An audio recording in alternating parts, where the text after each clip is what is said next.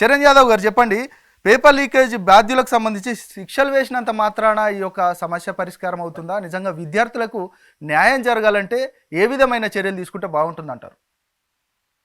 అంటే ప్రధానంగా జాతీయ స్థాయిలో నేషనల్ టెస్టింగ్ ఏజెన్సీ ద్వారా మొన్న జరిగినటువంటి నీట్ ఎగ్జామ్ లో ప్రధానంగా అవకతవకలు జరిగినాయి. పెద్ద ఎత్తున పేపర్ లీకేజ్ పాల్పడరని చెప్పేసి దేశవ్యాప్తంగా ధర్నాలు, రాస్తారోకాలు అన్ని రాష్ట్రాల ముఖ్యమంత్రులు స్పందిస్తా ఉంటే ఇప్పటి వరకు ప్రధానమంత్రి గారు 24 లక్షల మంది విద్యార్థులకు సంబంధించి ఓకే. మౌనం వహిస్తా ఉన్నాడు. ఓన్లీ విద్యాశాఖ మంత్రి ధర్మేంద్ర ప్రధాన్ గారు మాత్రమే స్పందించు తప్ప ఈ దేశ ప్రధానమంత్రి గారు ఇప్పటివరకు స్పందించకపోవడం చాలా ఆశ్చర్యకరం. ఎందుకంటే ప్రధానమంత్రి గారు భరోసా ఇస్తారని చెప్పేసి జాతీయ స్థాయిలో నీట్ రాసినటువంటి విద్యార్థులంతా భావించారు. కానీ ఇప్పటి వరకు ఎందుకో ప్రధానమంత్రి గారు మౌనం వహిస్తూ ఈ దేశంలో మణిపూర్ అల్లరి జరిగినప్పుడు స్పందించరు. అదే కాకుండా దేశంలో పెద్ద ఎత్తున నీటి విషయంలో విద్యార్థులంతా పెద్ద ఎత్తున రోడ్డు మీదకి వచ్చి ధర్నాలు చేస్తా ఉంటే కూడా ఇప్పటివరకు ప్రధానమంత్రి గారు స్పందించలేదు.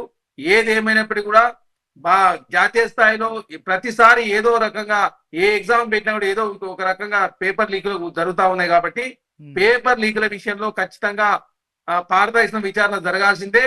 దోషులను శిక్షించాల్సిన అవసరం ఉంది. భవిష్యత్తులో ఇట్లాంటి సంఘటన జరగకుండా ఏం చేస్తే బాగుంటుందని చెప్పేసి అఖిలపక్ష సమావేశమో లేకపోతే ఇంకా వేరే రూపంలో ఏదైనా ఒకటి చేస్తే తప్ప ఈ సమస్య పరిష్కారం కాదు. ఎందుకంటే ఏ ఎగ్జామ్ జరిగినా కూడా జాతీయ స్థాయిలో ఏదో ఒక రకంగా ఎక్కడో ఒక పేపర్ లీక్లు జరుగుతా ఉన్నాయి.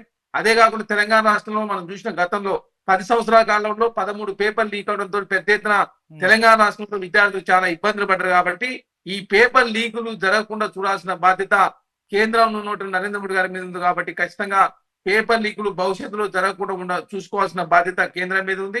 అదే గారు ఇప్పటికైనా ప్రధానమంత్రి గారు స్పందించాలని చెప్పేసి మేము కోరుకుంటాము. ఎందుకంటే చరణ్ యాదవ్ గారు ఎగ్జామ్స్ ప్రధానమంత్రి గారు మీరు చూడండి, ఎగ్జామ్స్ జరిగినప్పుడు మన్ కీ బాత్ లో వారి గురించి మాట్లాడుతా ఉన్నాడు. కానీ పేపర్ లీకేజ్ అయినప్పుడు మన్ కీ బాత్ మరి ఏమైందో అప్పుడు ఎందుకు గుర్తు రావడం లేదు అర్థం కాని పరిస్థితి. కాబట్టి ఖచ్చితంగా ప్రధానమంత్రి గారు ఈ విషయం మీద స్పందించి ఖచ్చితంగా పారదర్శక విచారణ జరిగేటట్టు చూడాల్సిన అవసరం ప్రధానమంత్రి గారి మీద ఉంది. ఖచ్చితంగా భవిష్యత్తు ఇట్లా జరగకుండా గట్టి దీనికి సంబంధించి పకడ్బందీ చర్యలు తీసుకోవాల్సిన అవసరం కేంద్ర ప్రభుత్వం ఉంది. కాబట్టి ప్రధానమంత్రి గారు ఇప్పటికైనా స్పందిస్తారని చెప్పేసి మేము భావిస్తాము. ప్రధానంగా చరణ్ యాదవ్ గారు వారు బీజేపీ వాళ్ళు ఒక ఆరోపణ చేస్తూ ఉన్నారు. కాంగ్రెస్ పార్టీ 50 ఏళ్ల పరిపాలనలో ప్రధానంగా కుంభకోణాలు, అదేవిధంగా పేపర్ లీకేజీలు అనేకం జరిగినాయి. ఇది మా ప్రభుత్వం పైన కావాలని బురద జల్లుతున్నారు అనేది ప్రధానమైన ఆరోపణ చేస్తూ ఉన్నారు. దీన్ని మీరు ఎట్లా చూస్తారు? అసలు ఇప్పుడు ఎవరి మీద బురద జల్లాల్సిన అవసరం లేదు. మీరు పేపర్ ఓపెన్ చేస్తే నీటి విషయంలో జాతీయ స్థాయిలో ప్రతి రాష్ట్రంలో ధర్నాలు జరుగుతా ఉన్నాయి. మీరు భారతీయ జనతా పార్టీ ఎన్డీఏలో ఉన్నటువంటి బీహార్ లో జరుగుతా ఉన్నాయి, గుజరాత్ లో జరుగుతా ఉన్నాయి, ఉత్తరప్రదేశ్ జరుగుతా ఉన్నాయి, మహారాష్ట్రలో స్పందిస్తా ఉన్నారు. అంతటా జాతీయ స్థాయిలో ఈ ఇష్యూ మీద జాతీయ స్థాయిలో ఉత్తరప్రదేశ్ లో కావచ్చు, అదేవిధంగా భారతీయ జనతా పార్టీ ఉన్న అధికారంలో రాష్ట్రాలు కావచ్చు, భారతీయ జనతా పార్టీ లేని రాష్ట్రాలు కావచ్చు, ఎన్డీఏ ఉన్నటువంటి రాష్ట్రాలు కావచ్చు, అంత జాతీయ స్థాయిలో దీనికి సంబంధించి పెద్ద ఎత్తున విద్యార్థులతో రోడ్డు మీదకి వచ్చి కొట్లాడుతా ఉంటే కాంగ్రెస్ ప్రభుత్వం రాజకీయం చేయాల్సిన అవసరం లేదు. ఎందుకంటే భారతీయ జనతా పార్టీ చూస్తా ఉన్నారు, ఒక్కొక్కసారి కాంగ్రెస్ పార్టీలో ఉన్నప్పుడు అవినీతి చేసిందని చెప్పినట్టు వ్యక్తులను కూడా ఇప్పుడు భారతీయ జనతా పార్టీలో జాయిన్ అయిపోయిన తర్వాత వారంతా ఏ విధంగా రాజ్యసభ పోయారో అందరూ చూసారు. ఎందుకంటే గాలి జనార్దన్ రెడ్డి గారు మైనింగ్ వ్యవహారంలో పెద్ద ఎత్తున అవినీతి పాల్పడి చెప్పింది భారతీయ జనతా పార్టీ.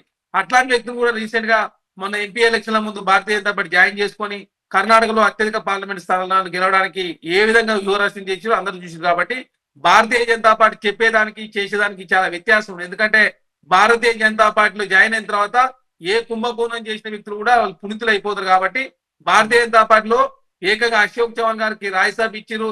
అదే కాకుండా భారతీయ జనతా పార్టీలో వచ్చిన సువేందర్ రెడ్డి గారికి అక్కడ భారతీయ పశ్చిమ బెంగాల్లో ఫ్లోర్ లీడర్ తయారు చేశారు. హేమంత్ బిశ్వా శర్మ గారి మీద అవినీతి ఆరోపణలు వారు ఏకంగా అస్సాం ముఖ్యమంత్రి అయిపోయారు. కాబట్టి భారతీయ జనతా పార్టీలో రాకముందు మాత్రమే వారు అవినీతి పరులు అవుతారు. అదే కాకుండా అజిత్ పవార్ 70,000 కోట్ల కుంభకోణం చేసినని చెప్పిండు, ఉరిదీయాలని చెప్పిండు ప్రధానమంత్రి గారు.